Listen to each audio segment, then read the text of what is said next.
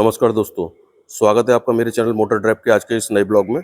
आज के ब्लॉग में जो गाड़ी मेरे साथ है वो है ऑल न्यू होंडा सिटी। तो करते हैं इस गाड़ी के विषय में हम आपसे बात। लेकिन आगे बढ़ने से पहले सबसे पहले मैं आप लोगों से एक रिक्वेस्ट करना चाहूँगा, जो लोग मेरे चैनल पर नए आए हैं वो प्लीज़ मेरे चैनल को सब्सक्राइब करें और वीडियो अगर मेरी पसंद आते हैं तो उसको लाइक डिसलाइक करके जरूर जाएँ। तो सबसे आपसे पहले मैं एक यही सबसे बड़ी रिक्वेस्ट करूँगा, प्लीज़ प्लीज़ प्लीज़ मेरे चैनल को आप सब्सक्राइब जरूर करके जाएँ। चलिए अब बात करते हैं इस गाड़ी के आपसे विषय में। ये एक्चुअल में गाड़ी होंडा सिटी है और ये होंडा सिटी का जो बिल्कुल एक नए जनरेशन के साथ जो कंपनी ने लॉन्च करी थी, ये वो गाड़ी मेरे साथ है।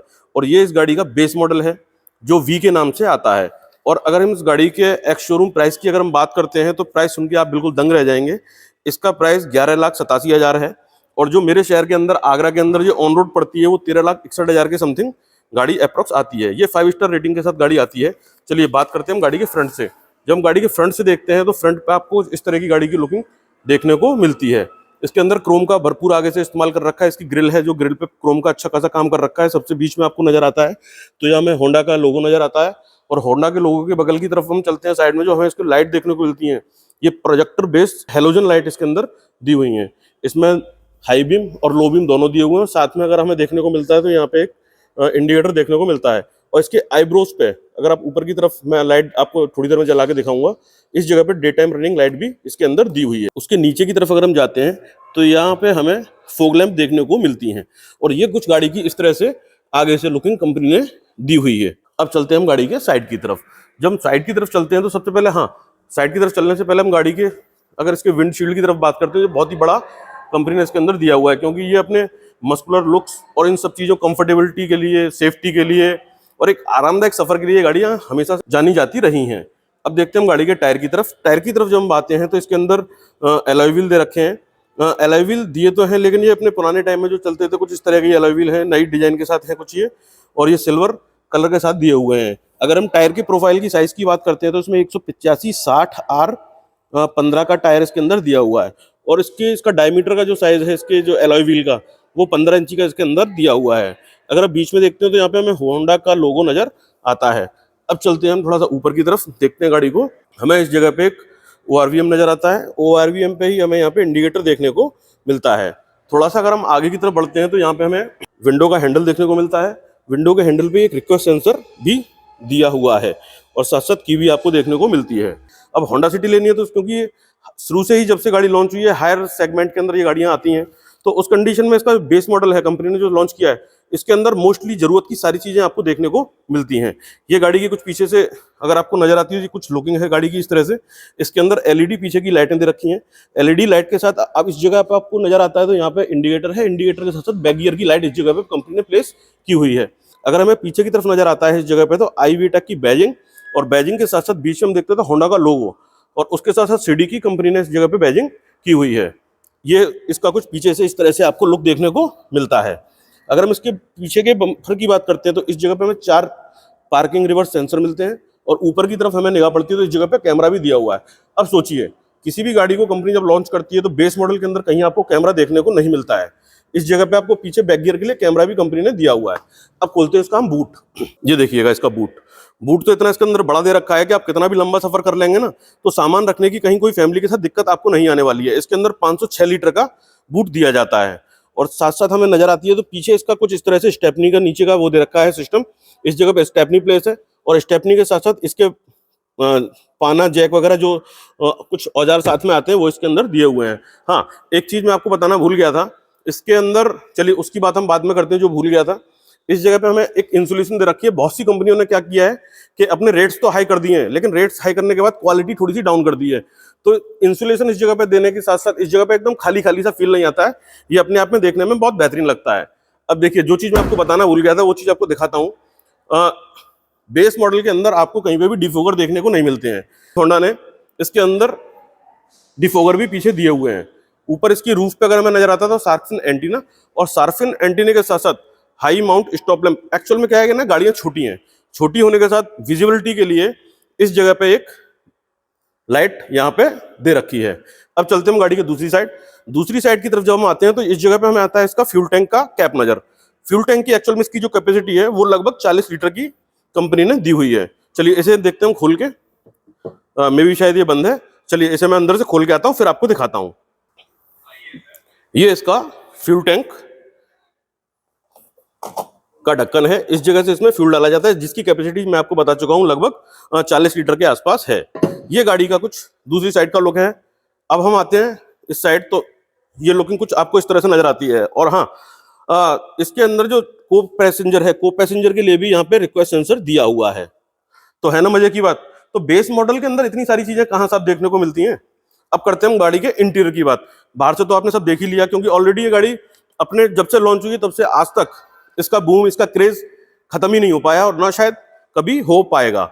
चलिए अब बात करते हैं गाड़ी के इंटीरियर की तरफ से। तो सबसे पहले मैं इसका दरवाजा खोलता हूँ। हाँ, इंटीरियर पे जाने से पहले मैं आपको गाड़ी की की दिखाना चाहूंगा। गाड़ी के अंदर जो की कंपनी ने दे रखी है वो कुछ इस तरह की दे रखी है। इसमें लॉक, अनलॉक और होल्ड का बटन दे रखा है। अगर आप होल्ड इसको करके रखेंगे तो इसका बूट है जो वो ओपन हो जाएगा। चलिए अब खोलते हैं इसका सबसे पहले हम दरवाजा। दरवाजा खोलते के साथ हमें इसकी जो क्वालिटी है उसका एहसास हो जाता है। इसमें जो बंद करते टाइम पे आप थर्ड की जो आवाज सुनेंगे, देखिए कितनी मस्त है अपने आप में ये। तो ये कुछ इस तरह का इसका विंडो दिया हुआ है। इसमें ब्लैक के साथ साथ बेस कलर का कंपनी ने ट्रीटमेंट कर रखा है। बहुत से लोग कहते हैं कि साहब बेस कलर को मेंटेन करने में दिक्कत आती है, लेकिन जब आप शॉक करेंगे पूरा तो मेंटेन तो आपको करना ही पड़ेगा। ये इसके अंदर पावर विंडोज के बटन दे रखे हैं। पावर विंडोज के साथ साथ यहाँ पे लॉक, अनलॉक और जो ORVM है, देखिए मजे की बात, जो वैसे तो सेगमेंट शुरू से ही बहुत बढ़िया है ये, उसके साथ साथ प्राइस भी बेस मॉडल के हिसाब से इसका ठीक है। इसके अंदर जो ORVM दे रखे हैं ये ऑटोमेटिक प्लस रेट्रैक्टेबल कंपनी ने दिए हुए हैं। इसको अंदर से ही हम बंद चालू कर सकते हैं। तो ये कुछ इस तरह का आपको इसकी लुकिंग नजर आती है। और जब हम सीट्स की तरफ जाते हैं तो सीट इसकी हाइट एडजस्टेबल के साथ हमें देखने को मिलती हैं। ये फैब्रिक के साथ कंपनी ने दी हुई हैं। इनकी ग्रिपिंग देखने में अच्छी लग रही है, और बाद बाकी में बैठने के साथ आपको बताऊंगा। नीचे की तरफ हमारी निगाह जाती है तो ABC पैडल मोस्टली सभी गाड़ी के अंदर होते हैं, क्योंकि ये मैनुअल गाड़ी है तो इसमें ABC पैडल दिए हुए हैं। और सबसे पहले घुसते घुसते जो आपको नजर आता है इसके अंदर, यहाँ पे ट्रैक्शन कंट्रोल के साथ साथ TPMS ऑन करने का बटन इस जगह पे लगभग दिया हुआ है। और देखिए बेस मॉडल के अंदर आपको इंजन स्टार्ट स्टॉप का बटन कहाँ देखने को मिलता है। कंपनी ने इस गाड़ी के अंदर स्टार्ट स्टॉप का बटन भी यहाँ पे प्लेस कर रखा है। इसके अंदर की का कोई ऑप्शन नहीं है, बस की अपनी पॉकेट के अंदर डालो, गाड़ी के अंदर बैठो और गाड़ी की ड्राइव को एंजॉय करें। चलिए अब बैठते हैं गाड़ी के हम अंदर की साइड। हाँ, अंदर की साइड चलने से पहले नीचे की तरफ देखते हैं तो इस जगह पे हमें स्पीकर की ग्रिल देखने को मिलती है, और यहाँ पे 1 लीटर की बोतल रखने की आराम से जगह दी हुई है। चलिए अब बैठते हैं हम गाड़ी के अंदर, फिर करते हैं आपसे बात। गाड़ी में कुछ इस तरह की अंदर की लुकिंग दी हुई है, ये देखिएगा आप। ये इंटीरियर में पहले आपको दिखाता हूँ। चलिए दिखाते के साथ साथ हम लोग बात भी करते चलते हैं। अगर हम गाड़ी के स्टीयरिंग की बात करते हैं तो स्टीयरिंग पे क्रूज कंट्रोल का बटन, क्रूज कंट्रोल के साथ साथ स्टीरियो सिस्टम को सेट करने के लिए भी कई सारे बटन दिए हुए हैं। बीच में आपको होंडा की बैजिंग नजर आती है, और इसी पे अपना एक एयरबैग कंपनी ने दे रखा है। हाँ, एयरबैग की हम बात करते हैं तो कंपनी ने इसके अंदर 4 एयरबैग बेस मॉडल के अंदर ही दे रखे हैं। स्टीयरिंग पे किसी तरह का कोई डी कट नहीं है। ये 3 स्पोक के साथ स्टीयरिंग इसका आता है। अगर हम इस साइड देखते हैं तो यहाँ पे हमें इसके लाइट्स का कंट्रोल करने का लीवर देखने को मिलता है, और दूसरी साइड हमें इसके वाइपर्स को कंट्रोल करने का लीवर मिलता है। ये गाड़ी का कुछ इस तरह का इसका क्लस्टर है। इसे ऑन करने के लिए मुझे स्टार्ट स्टॉप का बटन दबाना पड़ेगा, सिंगल टच। इसको मैंने सिंगल टच किया तो इसका नॉर्मली जो इग्निशन है इसका वो होगा, जिससे इसके सिस्टम वगैरह चल जाएंगे। सेकंड टच करने पे इसका इंस्ट्रूमेंट क्लस्टर इस तरह से गाड़ी ऑन हो जाती है, इसके AC वगैरह के फैन वगैरह चल जाते हैं। तो इस तरह से कुछ इसके अंदर इंस्ट्रूमेंट क्लस्टर दिया हुआ है। इसमें एक साइड आपको स्पीडोमीटर जिसकी मार्किंग है वो 220 की दे रखी है, और दूसरी साइड हमें जो नजर आता है ये दे रखा है इसमें RPM मीटर। बीच में आपको इसमें छोटी सी एक डिस्प्ले नजर आती है। इसके अंदर ट्रिप मीटर्स, गाड़ी की रेंज, गाड़ी के किलोमीटर्स वगैरह सारी चीजें देखने को मिलती हैं। यहाँ पे ट्रिप क्लॉक और ये सारी चीजें सेट करने के लिए यहाँ पे इसका बटन दे रखा है। तो ट्रिप्स वगैरह देखने के लिए यहाँ से हमें कुछ इस तरह से इसके मोड्स को दबाते हैं, इसके बटन को दबाते हैं तो इस तरह से कुछ इसके मोड्स वगैरह निकल आते हैं। अब बात करते हैं हम स्टीयरिंग की। तो कंपनी ने इसके अंदर स्टीयरिंग देखें जरा।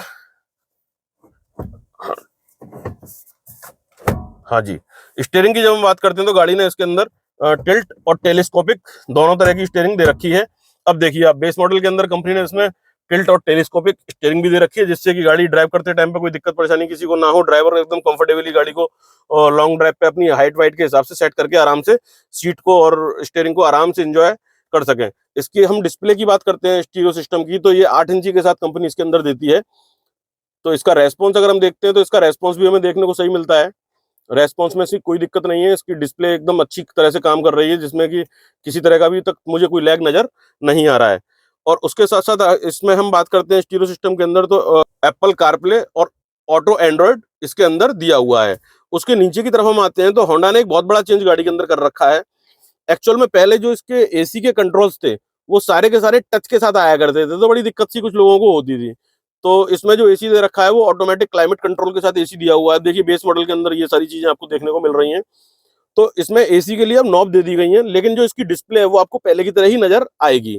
इसमें फ्रंट का डिफोगर दे रखा है, रियर का डिफोगर दे रखा है, मैक्सिमम कूल का दे रखा है। अगर आपको नॉर्मल कूल चाहिए तो इससे गाड़ी की फ्यूल एफिशिएंसी थोड़ी सी अच्छी हो जाती है।